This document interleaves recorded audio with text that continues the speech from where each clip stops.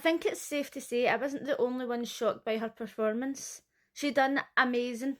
I'm a Celebrity episode 2 and GK was on her way to do the Bush Tucker trial. Everybody expected her to be absolutely diabolical at this. She was obviously voted in because on day one she had her hand in with the cockroaches and she was squealing, and the public just like to watch people suffer. As with Big Brother, I'm a Celebrity is a bit of a sociological experiment, and it's a bit like mob mentality.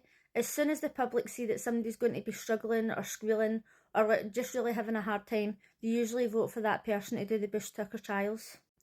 So she climbed into that volcano and I was like, oh my god, the camp is going to be starving. She's not even going to go in. Then when she went in, she put her hand in with was it a bearded dragon? And she got the star, and I thought, well, if she gets a bite off that, by the way, it's going to be sore. So then as she went on, there was snakes. Now, I have said before that I don't really like the way they treat the animals on this show, so it is possible that I'm going to see something halfway through this series and just stop watching it. Because when a snake is hissing at you, it's because it's scared. And I think it's a bit cruel, but last night wasn't too bad. So she went in, there was snakes. She did an amazing job, went through, there was spiders. Now, I'm sorry, like, I'm not really scared of spiders, generally, but when there's big, giant spiders like that, I would have fucking, like, would I have even have been able to do it? I would never go on a show like this, but, like, I don't think I'd have been able to do it. Rats, I'm totally fine with. Ants, that's not going to be good. I'm not scared of ants, but I probably would be if they were biting me. Then she went in and there was like the wee mini crocodile things. She didn't manage to get that star. But she done so well. Like, she was screaming. But it wasn't even over the top. I thought that she just done amazing.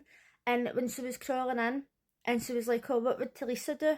And I thought, she's not even known Talisa for that long and she's already thinking like she's inspired by her.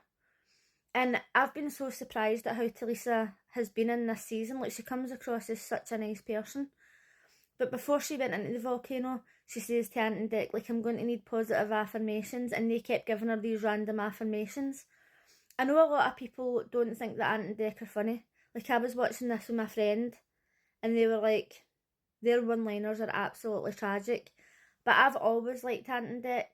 Like, I used to love CD UK, and even now when the clips of Wonky Donkey come up, and Dec's freaking out because people are getting it wrong, I think Dec is hilarious. Honestly, like, I was just pissing myself at them. So in the end, she ended up getting 9 stars. 9 stars? That was excellent. She got back to camp and everybody was like over the moon with how well she'd done. I think everybody was shocked. I was shocked. I still can't believe it. Talisa was talking about NDubs and how she's been performing since she was 11 years old. Everybody in the camp is absolutely loving her.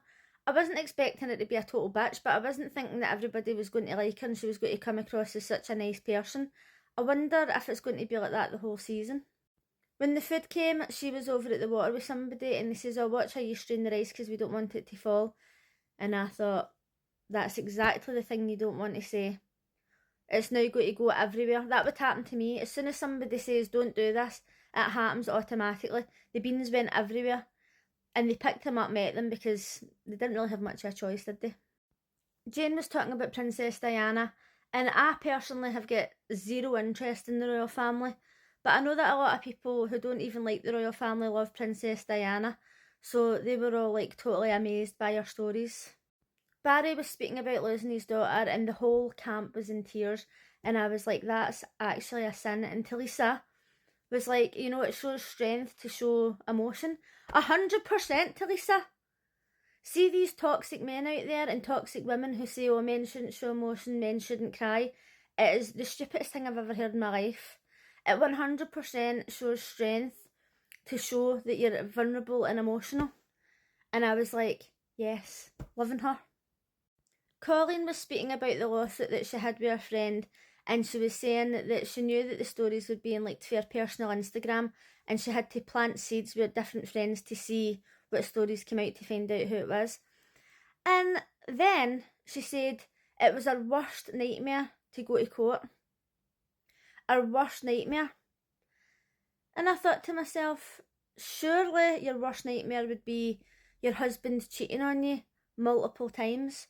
Surely your worst nightmare would be your husband cheating on you multiple times with escorts. Surely your worst nightmare would be, and I'm going to hit the gag when I say this, your husband having sex with Helen Wood. Helen Wood. Oh my god.